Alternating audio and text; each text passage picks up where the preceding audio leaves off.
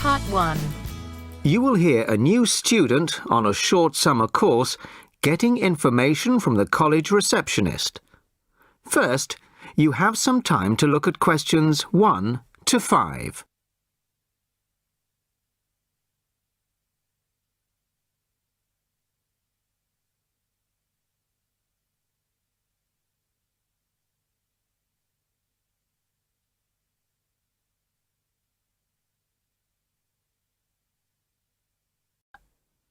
Now the test will begin.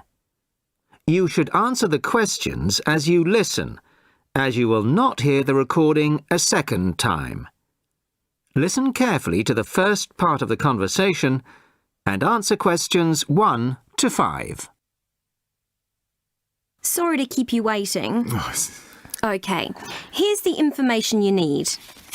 On the first page, there's some info about the college, the facilities, the courses on offer, etc. Then, on these blue pages here, there's an outline of the social activities. You see there, okay? Yes. Now, this part of the booklet here, the yellow pages, that's the main program starting at 9 a.m. tomorrow. 9 a.m., okay. So all the new students will be gathering in Herville Hall at 9 o'clock. Sorry, where? Herville Hall. I'll spell it for you. It's Hervill and then Hall for hall, of course. It's the big white building by the entrance. Okay, I've seen it. Right. Anyway, you'll be in there for an hour. First, the Director of Studies will explain the various courses we offer and the requirements for them. Then for the second half hour, the social organiser will tell you more about the social program and Saturday excursions. Is that all clear? Yes, I think so. Then where do I go after that? Yes, okay. After the talks in the hall, there's a break. And then at 11:15, go to classroom 4 to have a placement test. 11:45. This placement test is to find my level in English? Exactly. Then, after the test, all the new students are invited to a special welcome lunch. In the cafeteria? No, not for the welcome lunch. It's in a restaurant near the school, an Indian restaurant. Oh, okay. I don't think I've ever tried Indian food. Do you like spicy food? Yes, I do. Then you'll love Indian. Before you hear the rest of the conversation, you have some time to look at questions 6 to 10.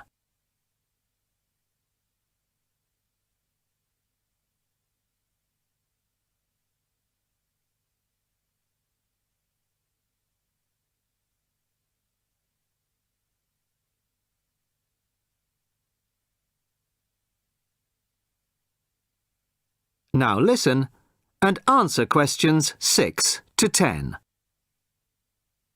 So, where's the Indian restaurant? Don't worry, it's really easy to find. Have you got that map I gave you? This one?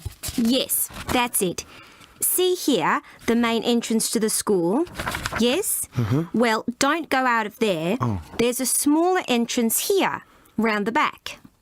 Oh, yes, I see. Okay, so you go out of there, past the phone box, and then turn right into this road here, the one that goes along the side of the park. You'll see a supermarket on the left, and then it's just after that on the right. It's quite a big place. You can't miss it. Okay. And one more thing. Is there a post office near here? Post office? Oh, yes, of course. Just the other side of the park. Go through the middle of the park, and it's there by the park entrance. Thanks a lot. You're welcome. Oh, there's a good cafe near here too. Very popular with the students. Just there. You go out of the main entrance into Varley Road, then turn left at the bank, and it's at the end of the street. They do amazing coffee. That's great. Thanks very much. No problem. Enjoy your course. Thanks again. Bye.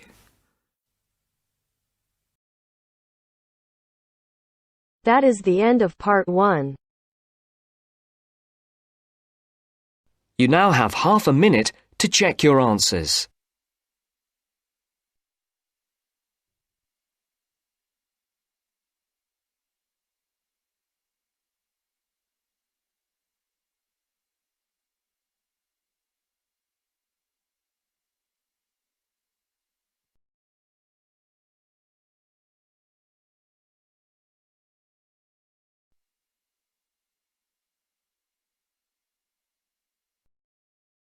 Now turns to Part 2.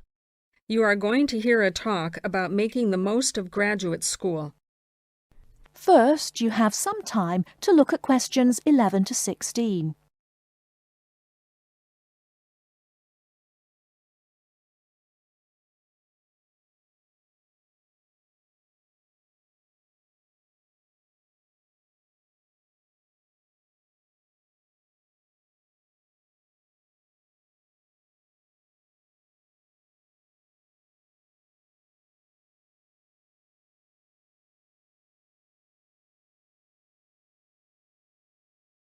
Now, listen carefully and answer questions 11 to 16. Entrance to the graduate school. My job now is to give you the graduate school survival guide and make some concise suggestions for getting the most out of your relationship with our research supervisor, getting the most out of what you read, and making continual progress with your research. First, your relationship with your supervisor. This is fundamental. Meet regularly.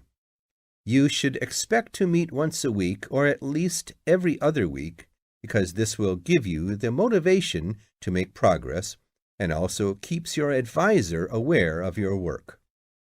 Prepare for your meetings. Come to each meeting. Also, bring the notes from your previous meeting together with a list of any upcoming deadlines. Make a plan for what you hope to get out of each meeting. After the meeting, email your supervisor a brief summary. Include a list of major topics discussed, a list of what you agreed on, a note of any advice you may not want to follow, and a new summary of what you are planning to do. This helps avoid misunderstandings and provides a handy record of the progress of your research. Add a to-do list for yourself and your supervisor, including a reading list.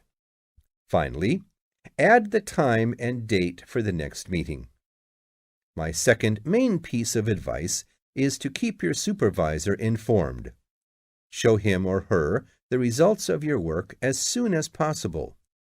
This helps your supervisor understand your research and identify any potential points of conflict early in the process. Include summaries of your work, including any results of experiments, and also anything you write about your research. Thirdly, communicate clearly. If you disagree with your advisor, state your objections and concerns clearly and calmly. If you feel that something about your relationship is not working, discuss it with him or her. Whenever possible, suggest steps that they could take to address your concerns. Under this heading, it is extremely important to take the initiative. You do not need to clear everything you do in your research with your advisor. He or she is busy too. You must be responsible for your own ideas and the progress of your work. Before you hear the rest of the talk, you have some time to look at questions 17 to 20.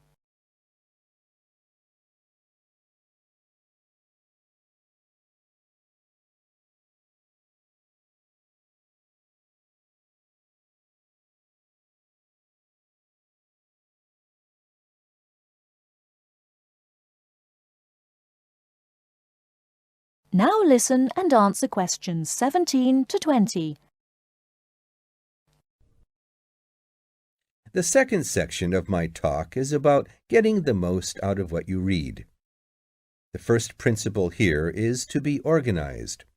Keep an electronic bibliography with notes and pointers to the paper files. Keep and file all the papers you have read. Point 2. be efficient. Only read what you need to. Start by reading only the conclusion, scanning figures and tables, and looking at their references.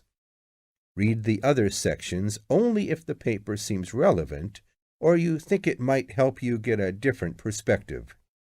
Skip the sections you think you already understand. These are often the background and motivation sections. It's of critical importance to take good notes on every paper you find worth reading. Note especially what problem the author is trying to solve, what approach they take to the problem, and how their approach differs from other approaches. Next, summarize what you have read on each topic. After you have read several papers on the same topic, note the key problems, the various formulations of the problem under consideration, the relationship between the various approaches and the alternative approaches you come across. Let me add one point you might not have already thought of. Read PhD theses. Even though they are long, they can be very helpful for quickly learning about what has been done in your field of interest. Focus particularly on the background sections and method sections. Don't forget to read your advisor's thesis. This will give you an idea of what he or she expects from you. The third section of my talk is about making continual progress with your research. Keep a journal of your ideas. Write down every issue you are thinking about, even if you think it is stupid. This will help you keep track of your progress and keep you from going round in circles. That is the end of part 2. You now have half a minute to check your answers.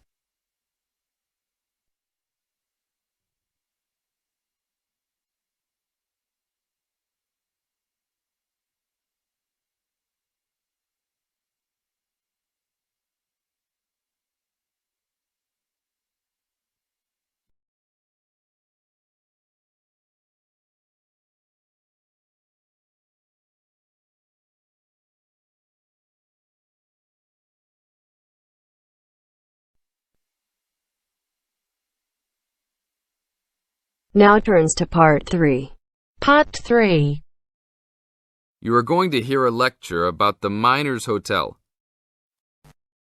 First, you have some time to look at questions 21 to 24.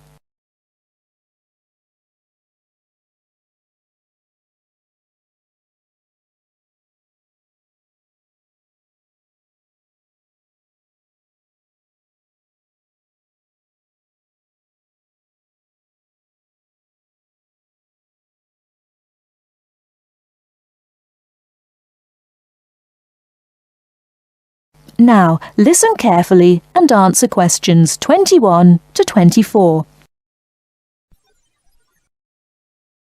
Good evening and welcome to the Miner Hotel. We are pleased to have you as our guest. I will give you a brief information session to tell you everything you need to know to make this a pleasant stay. The Miner Hotel was built in the 1850s, during the Gold Rush period, also nicknaming our state the Golden State. People from all over the country and even from other countries came to seek their fortune here in these hills, creating cities overnight. In this city, many Gold Rush hotels soon opened up. This particular hotel was built in 1851, but was destroyed during an earthquake. It was rebuilt in 1995 to recreate the feel of the Gold Rush, complete with articles and actual photographs from during the 1850s. Our hotel is divided into two buildings, one called the Gold Tower and the other is named the Fortune Tower. You will be staying in the Fortune Tower on the 25th floor, complete with great views of the city. Your room is the best room in the hotel, complete with private living room and hot tub. Here is your room card. On the card it will say FT, meaning Fortune Tower. On the bottom of the card it will say 2515. The 25 stands for the 25th floor, and the 15 stands for the 15th room on that particular floor. Before you hear the rest of the talk, you have some time to look at questions 25 to 30.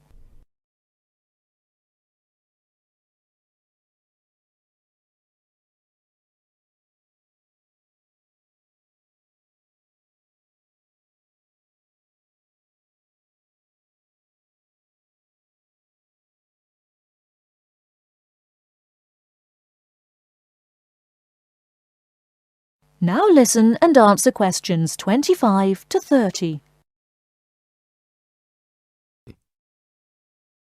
There are emergency exits in both towers of the hotel. They are located on the south side, opposite the elevators. Please use these in case of a fire or other emergency. We have some special events happening this week. Our Miners Diner is offering a special Miners Buffet dinner this Friday and Saturday for only $20 per person. This special includes all food, not including drinks and alcohol, and shows for the night. The buffet will be available from 5 to midnight.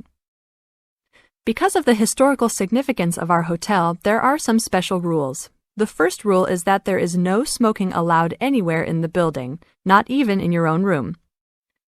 This is not only to ensure the safety and health of our guests, but also the furniture and pictures can be easily damaged by smoke and other harsh treatment. Please remember that there are items of furniture over 100 years old here, so respect the rules by not smoking. Secondly, please do not take pictures using a flash of any of the drawings and paintings in the rooms or hallways, as they are old and fragile. We are doing our best to preserve a national treasure, so please help us in doing so. Lastly, you will only have one set of towels and bed sheets per 3 days. This is to conserve the water supply, as there are frequent droughts this high up in the hills. If there are any further questions, the staff of the hotel will be available to answer your questions. In the event that no one is able to answer your questions, I will also be available from 8 a.m. to 5 p.m. each day in the concierge. I hope you enjoy your stay here with us. Thank you very much. That is the end of part 3. You now have half a minute to check your answers.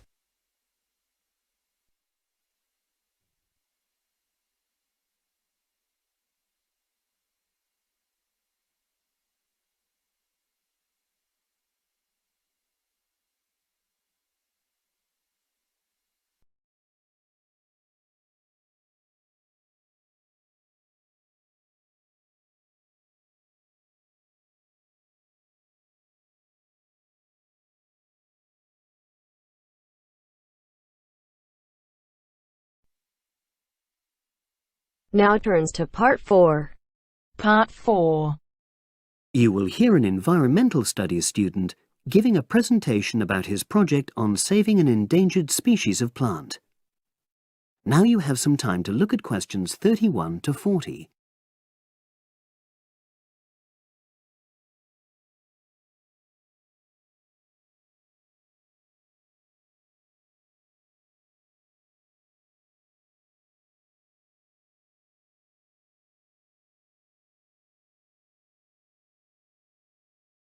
Now listen and answer questions 31 to 40. For my presentation, I'm going to summarise what I've found out about efforts to save one plant species, the juniper bush. It once flourished in Britain and throughout the world's temperate zones, but over the last few decades has declined considerably. Before I go on to explain the steps being taken to save it in England, let me start by looking at some background information and why the juniper has been so important in cultural as well as ecological terms, historically and in the present day. Firstly, I want to emphasise the fact that juniper is a very ancient plant. It has been discovered that it was actually amongst the first species of plants to establish itself in Britain in the period following the most recent Ice Age. And, as I say, it has a much valued place in British culture. It was used widely as a fuel during the Middle Ages because when burnt, the smoke given off is all but invisible, and so any illicit activities involving fire could go on without being detected. For example, cooking game hunted illegally. It also has valuable medicinal properties. Particularly during large epidemics, oils were extracted from the juniper wood and sprayed in the air to try to prevent the spread of infection in hospital wards. And these days, perhaps its most well-known use is in cuisine, cooking, where its berries are a much valued ingredient, used to flavour a variety of meat dishes and also drinks. Turning now to ecological issues, juniper bushes play an important role in supporting other living things. If juniper bushes are wiped out, this would radically affect many different insect and also fungus species. We simply cannot afford to let this species die out.